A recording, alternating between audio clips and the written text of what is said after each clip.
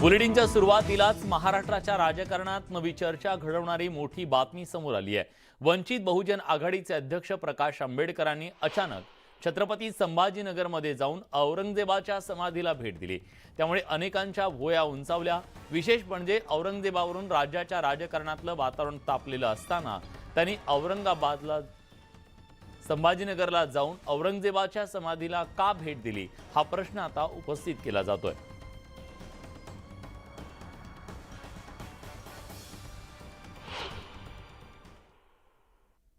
खुलताबाद हा एक ऐतिहासिक शहर आहे। भारताच्या दृष्टिकोनातून आणि त्याचा असणारा लोकांनी विचार करावा। हे जे नामावरनं असणारं जे काही भांडण लावण्याचा प्रकार चाललेला आहे त्यांना एवढंच सांगतो की औरंगजेबाने 50 वर्ष राज्य केलं, तो कोणाला मिटवता येणार नाही। याबद्दल अधिक बोलण्यासाठी आता भाजपचे प्रवक्ते आमदार राम कदम आता आपल्यासोबत जोडले गेलेले आहेत। राम कदमजी, ज्या प्रकारे आज त्यांनी मजारवर जाऊन चादर चढवलेली आहे, तिथं माथा टेकलेला आहे, तुम्ही या सगळ्या घटनेकडे कसं पाहताय?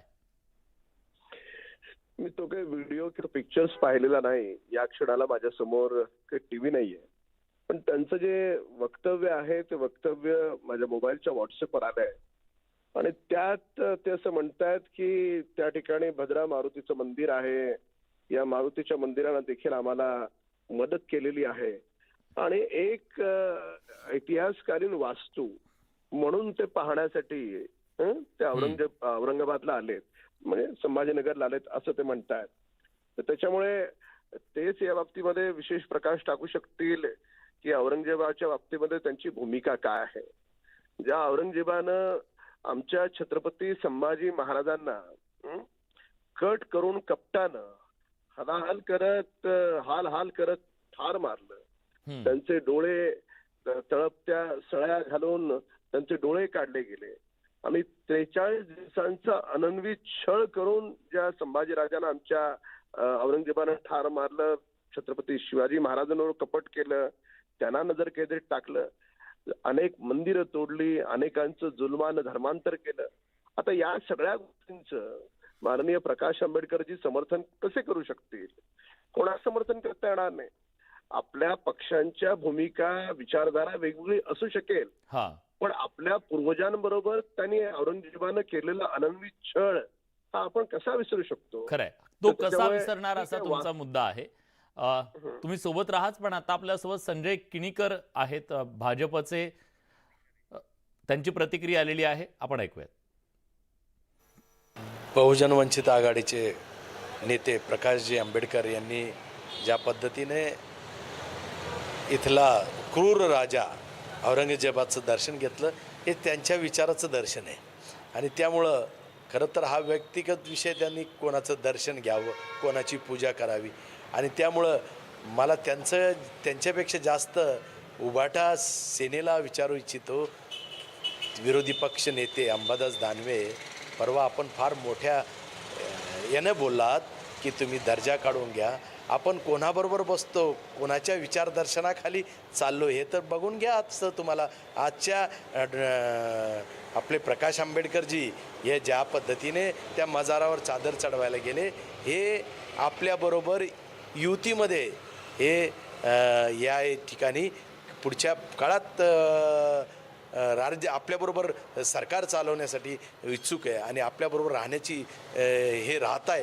त्यामुळं यामध्ये आता आपल्या उभाटाचं विचारदर्शन घडू लागलं की नेमकं उभाटा सेनेला येणाऱ्या काळात कोणतं नेतृत्व स्वीकारायचं। ज्या माननीय बाळासाहेब ठाकरेंनी, कैलासवासी माननीय बाळासाहेब ठाकरेंनी ज्या हिंदुत्वासाठी खरं तर आपलं रक्त या महाराष्ट्रात ओतलं आणि ज्यांनी ज्या पद्धतीने स्वप्न पाहिलं होतं, तर आपण बघतोय की भाजपनं आक्षेप घेतलेला आहे। राम कदम सुद्धा आपल्यासोबत होते, धन्यवाद, तुम्ही न्यूज 18 लोकमतशी प्रतिक्रिया दिली, बोललात त्याबद्दल।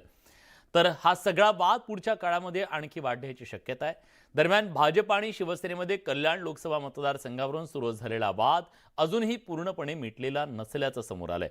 कारण कल्याणमध्ये झालेल्या लोकग्राम पुलाच्या भूमिपूजनाला सार्वजनिक बांधकाम मंत्री रवींद्र चव्हाणांनी दांडी मारल्याचं समोर आलं।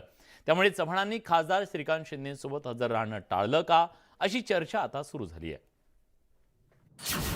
कल्याणमध्ये भाजप सेनेत मतभेद कायम, शिंदेंसोबतच्या कार्यक्रमाला चव्हाण अनुपस्थित, रवींद्र चव्हाणांच्या गैरहजेरीनं चर्चेला उधाण, श्रीकांत शिंदे आणि बावनकुळेंनी मतभेदांची चर्चा फेटाळली।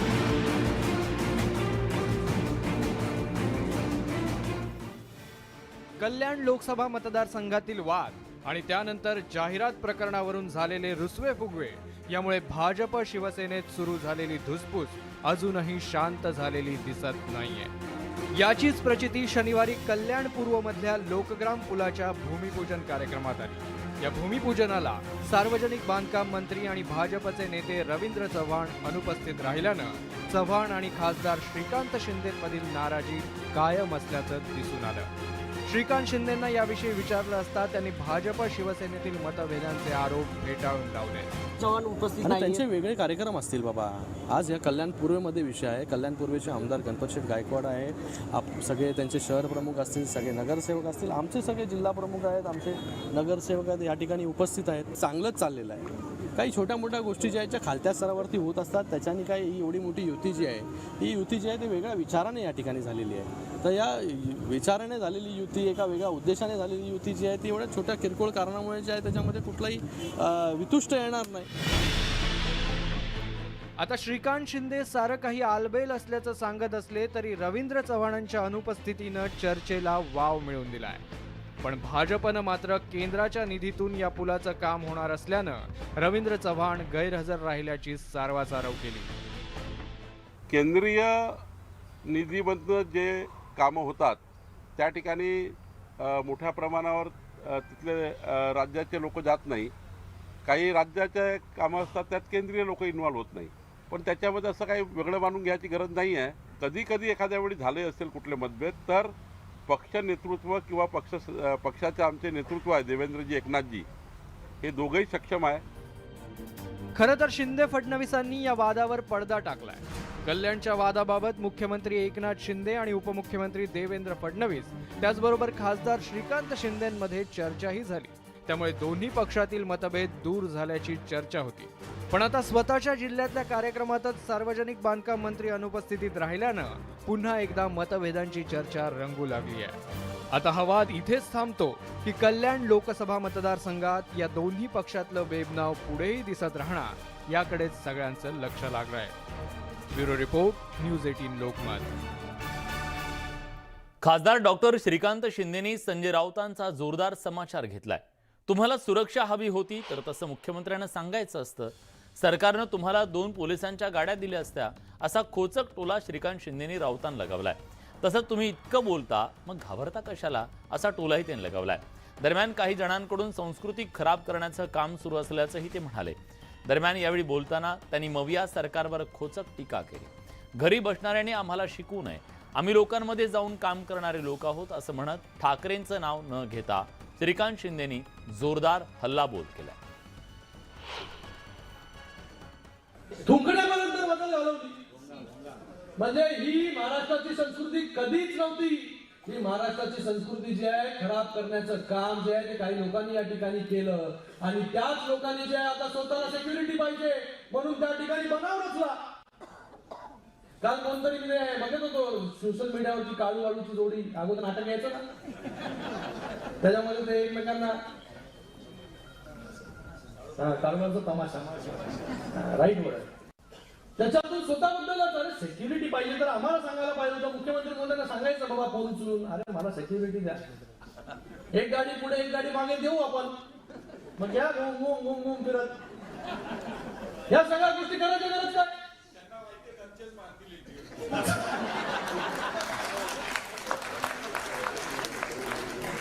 एवढं काय भीता, एवढं तुम्ही बोलता आणि भीता कशाला? मग मला आपल्याला सगळ्यांना सांगायचं आहे की खाली एकमेकांवरती जे आहे हे कोणी काही बोलत असेल तरी आपल्या लोकांनी जो आहे तो संयम त्या ठिकाणी पाळला पाहिजे आणि युतीचा धर्म जो आहे तो या ठिकाणी पाळला पाहिजे। कारण की ही युती कुठल्या पदासाठी किंवा कुठल्या मंत्रिपदासाठी या ठिकाणी झालेली नाही, एका वेगळ्या विचाराने झालेली आहे. महाराष्ट्राला पुढे घेऊन जाण्यासाठी ही युती या ठिकाणी झालेली आहे. शिवसेना आणि ठाकरे गटात आता वर्धापन दिनावरून जोरदार राजकारण रंगलंय. आमचीच शिवसेना खरी असा दावा दोन्ही गटाकडून केला जातोय. पाहूया खास रिपोर्ट. हिंदवी स्वराज्य संस्थापक शिवछत्रपतींना मानाचा मुद्रा करून शिवसेना नेते, पदाधिकारी, शिवसैनिक अर्थात भगव्या झेंड्याचे पाईक 57व्या वर्धापन दिनानिमित्त शिवसेनेनं 57व्या वर्धापन दिनानिमित्त टीझर जाहीर केला. जय महाराष्ट्र. जमलेल्या माझ्या तमाम हिंदू बांधवांनो, भगिनींनो आणि मातांनो, 19 जूनला मुंबईतील गोरेगावमध्ये वर्धापन दिनाचा जोरदार कार्यक्रम आयोजित करण्यात आलाय. 19 जून हा शिवसेनेचा वर्धापन दिन शिवसैनिक दरवर्षी जल्लोषात साजरा करतात. मात्र यंदा शिवसेनेचा वर्धापन दिन शिवसेना आणि शिवसेना उद्धव बाळासाहेब ठाकरे हे दोन्ही पक्ष साजरा करणार आहेत. पण त्याआधीच शिवसेनेच्या टीझरवरून ठाकरे गटाचे खासदार संजय राऊतांनी तोफ डागली आहे. आमचा वर्धापन दिन म्हणजे शिवसेनेचा वर्धापन हा 19 जूनला षण्मुखानंद हॉलमध्ये वाजत गाजत जोरातच होणार. जमलेल्या माझ्या तमाम हिंदू बांधवांनो, 19 जून 1966 रोजी शिवसेना प्रमुख बाळासाहेब ठाकरेंनी स्थापन केलेल्या शिवसेनेचा यावर्षी हा 57वा वर्धापन दिन आहे. मराठी माणसांच्या हक्कासाठी शिवसेना प्रमुख बाळासाहेब ठाकरेंनी शिवसेना स्थापन केली होती. पण आता त्याच शिवसेनेचे 2 गट तयार झाले आहेत. गेल्या 1 वर्षापासून शिवसेनेच्या 2 गटात जोरदार राजकारण रंगलंय. कारण गेल्या वर्षीच 20 जून रोजी एकनाथ शिंदेंच्या नेतृत्वात मंत्री आणि आमदार सुरतला रवाना झाले होते. त्यानंतर वेगवान राजकीय घडामोडी घडल्या आणि 30 जून 2022ला एकनाथ शिंदेंनी मुख्यमंत्री पदाची शपथ घेतली. निवडणूक आयोगानंही एकनाथ शिंदेंच्या शिवसेनेकडे पक्ष आणि चिन्ह दिलं. त्यामुळे शिवसेनेनं या वर्षीचा वर्धापन दिन दणक्यात साजरा करण्यासाठी जय्यत तयारी सुरू केली आहे. दरम्यान आमच्या पक्षाची वाटचाल पाहून ठाकरे गटाच्या पायाखालची वाळू सरकल्याचा टोला शिवसेनेनं लगावलाय. आमचे नेते आहे एकनाथ शिंदे साहेब आणि आमची शिवसेना खरी का आहे का आम्हाला इलेक्शन कमिशनरनी चिन्ह दिलं, नाव दिलं, बाळासाहेबाचा फोटो आम्ही छापतोय आणि मुख्यमंत्री आमचे जे एकनाथरावजी शिंदे साहेब आहे ते आमचे प्रमुख आहात. त्यांनी जे जे आमचे प्रमुख ते आहे त्यांचे प्रमुख ते असू शकतं ना. शिवसेना प्रमुख बाळासाहेब ठाकरेंच्या शिवसेनेच्या 2 शिवसेना तयार झाल्या. दोन्ही शिवसेना वर्धापन दिनाच्या निमित्तानं 19 जून रोजी त्यांची ताकद दाखवून देणार आहेत. आता कोणत्या शिवसेनेला मतदार पसंती देतात हे आगामी निवडणुकीनंतरच स्पष्ट होईल. Bureau report, news 18 Lokmat. तिकडे काँग्रेसच्या गोटातून एक महत्त्वाची बातमी येते. युवक काँग्रेसच्या बैठकीत 2 गटात हाणामारी झाल्याचा धक्कादायक प्रकार समोर आलाय. यावेळी एकमेकांवर खुर्च्या फेकल्याचा प्रकार देखील समोर आला.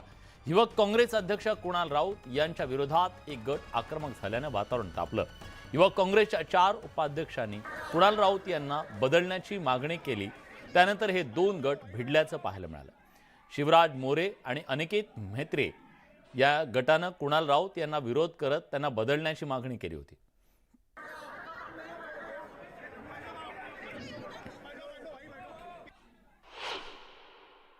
असं आहे की ती युवक काँग्रेसची तरुण मुलं आहे ते, ज्यांचे 35च्या आत वय असलेले, काही 20 वर्षाचे तर काही 25 तर काही 30 असे तरुण मुलांचा एक उत्साह असतो.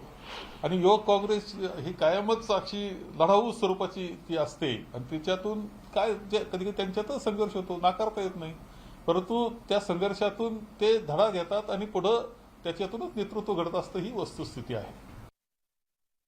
वळूयात पुढच्या बातमीकडे. शिवसेनेच्या जाहिरातीवरून राज्यातलं राजकीय वातावरण ढवळून निघालं. शिवसेना भाजप नेते एकमेकांवर आरोप प्रत्यारोप करत होते. पण 2 दिवसांपूर्वी मुख्यमंत्री एकनाथ शिंदे आणि उपमुख्यमंत्री देवेंद्र फडणवीस यांनी शासन आपल्या दारी कार्यक्रमाला उपस्थिती लावली. यावेळी एकनाथ शिंदे यांनी ये फेविकॉल का जोड है टूटेगा नहीं, काही लोक म्हणतात जय वीरूची जोडी आहे पण ही जोडी युतीची आहे असं वक्तव्य केलं. या वक्तव्यावरून विरोधी पक्षनेते अजित पवार यांनी मजेशीर टोला लगावलाय. ते म्हणाले की त्यांनी पूर्वी शेतातही सर्जा राजाची जोडी असल्याचं म्हटलंय. आमच्यामध्ये जाहिरातीमुळे काही वितुष्ट येणार नाही. देवेंद्रजी आणि माझी दोस्ती एकदम जोरदार आहे. काल ते तुम्हाला फेविकॉल का जोड मी सांगितलेला आहे. त्यामुळे आमची खुर्चीसाठी, सत्तेसाठी, पदासाठी ही युती झालेली नाही. आम्ही सर्वसामान्य कार्यकर्ते, रस्त्यावरचे कार्यकर्ते आहोत, लोकांमधले कार्यकर्ते आहोत. आणि म्हणून तुम्ही कुठला मुख्यमंत्री मला सांगा मुंबईच्या रस्त्यावर फिरलाय. आमची जय विरूची जोडी, आमची अमक्याची जोडी. अहो तुमची कशाची जोडी असावी हे आम्ही शेतकरी माणसं आहेत. आमच्या शेतीमध्ये पण पूर्वीच्या काळामध्ये जोड्या असायच्या. कशाच्या जोड्या असायच्या? बैलाच्या जोड्या असायच्या किंवा काही अशा प्रकारच्या. तर त्यावेळेस नावं पण अशा प्रकारची वेगवेगळी असायची. राजा सर्जा किंवा असं तुम्ही बघा, आठवा, तुम्हालाही आठवत असेल. पण त्याचा ह्याचं मी कुठं तुलना करतो असं अजिबात समजू नका. परंतु ते फेविकॉल, आम्ही जय विरूची जोडी वगैरे वगैरे हे सांगायची वेळ तुमच्यावर का यावी? यासोबत बुलेटिनमध्ये एक छोटासा ब्रेक घेतोय. कुठे जाऊ नका, पहा फक्त न्यूज 18 लोकमत.